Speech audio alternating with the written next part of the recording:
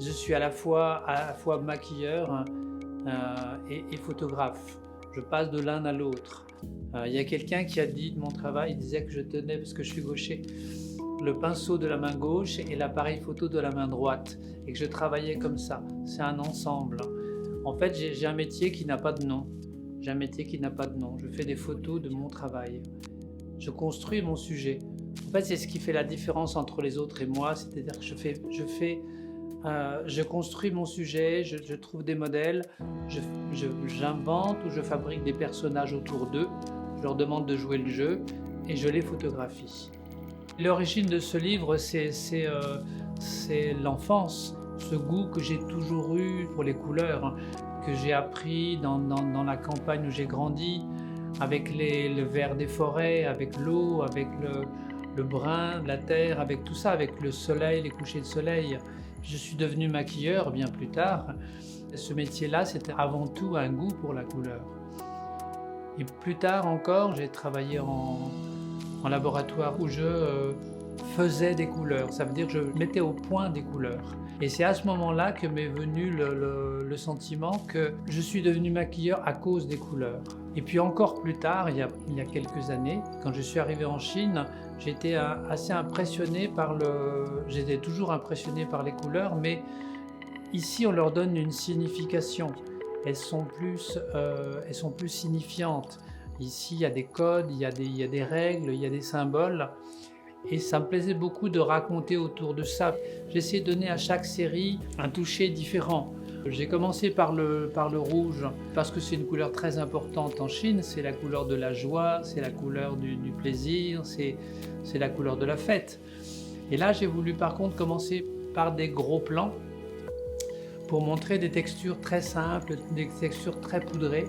Et j'ai aussi fait des photos avec toujours les yeux ouverts, toujours des regards caméra assez forts pour montrer les yeux de la Chine et des textures simples.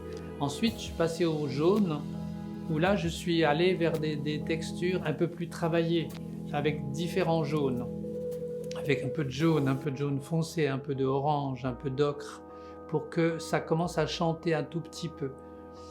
Et ensuite, je suis passé du jaune au bleu-vert. Donc le jaune additionné au bleu devient vert et le vert petit à petit devient bleu. Voilà, et c'était aussi pour faire des ponts entre les deux. Je ne voulais pas sauter du jaune au bleu. Je suis passé par le vert, qui est la couleur intermédiaire, pour que au niveau de la lecture, ça soit plus évident.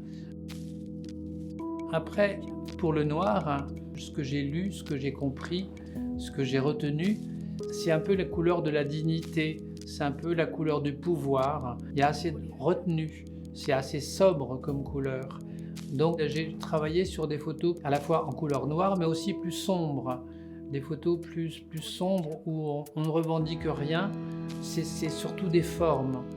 Et puis j'ai un tout petit peu mélangé volontairement ces photos avec ce qui m'avait touché pendant l'enfance, c'était les ombres chinoises.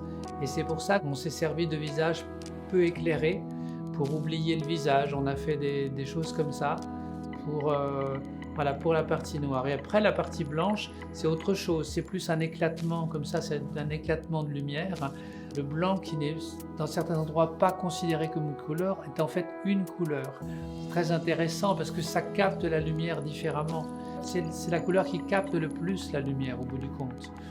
Et ça c'était intéressant à faire parce que ici on dit que le blanc c'est la couleur du deuil, et c'est vrai, c'est en partie la couleur du deuil, mais c'est aussi la couleur de la pureté, puisque après la mort on devient de la pureté.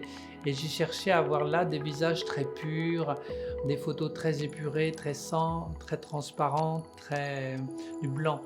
Mon inspiration, c'est toujours et avant tout le modèle. Les maquillages que je fais ou les peintures sur visage que je fais dépendent surtout du modèle. C'est jamais prévu à l'avance. Je ne dessine pas à l'avance, je ne recopie pas quelque chose que j'aurais dessiné à l'avance.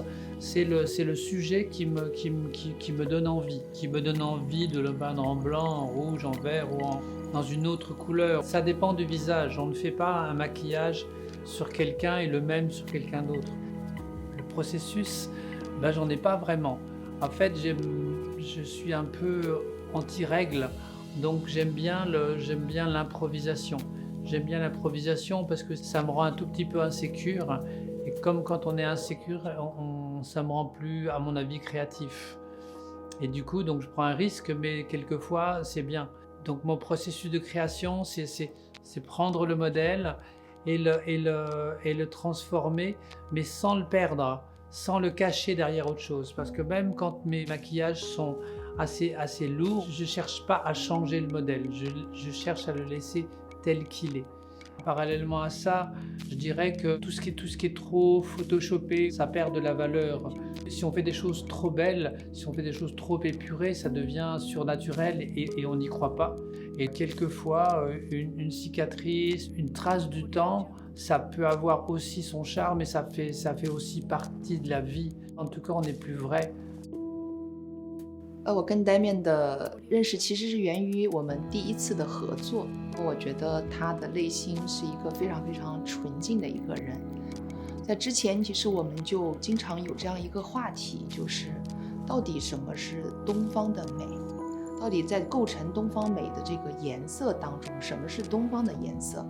其实中国我们是有自己的色彩的文化和我们自己的色彩系统的。那恰巧 Damian 他也是一个对颜色、对质地、对表达、对情绪都是非常非常敏锐的一个人。然后我们就一拍即合，我们就做了这本书。Damian 是西方人的视角，但是呢，他在用西方人的视角，用最艺术的手法来去演绎最东方的色彩跟东方的色彩文化。因为我们在演绎黑色跟白色的时候，我们会用到书法，我们会用到光影，我们会看到在 Damian 的作品当中，有着非常非常丰富的层次、质地，还有颜色的表达。La beauté chinoise, pour moi, elle est très très intéressante. Il y a quelque chose de plus intérieur. Et ça relie un tout petit peu avec le prétexte du livre où on prétend qu'à l'origine de la beauté, il ne suffisait pas d'être belle à l'extérieur, il fallait aussi être belle à l'intérieur. Et c'est ça que j'essaie toujours d'avoir avec mes modèles où je leur dis, tu me regardes, mais j'aimerais bien que tu regardes aussi en toi. Ce qui m'intéresse, c'est toi. Ce qui m'intéresse, c'est pas la jolie fille que tu es. Tu es jolie, c'est juste montre-toi, toi tel que tu es, avec une grande simplicité. Et c'est toujours plus touchant, je pense que c'est toujours plus touchant.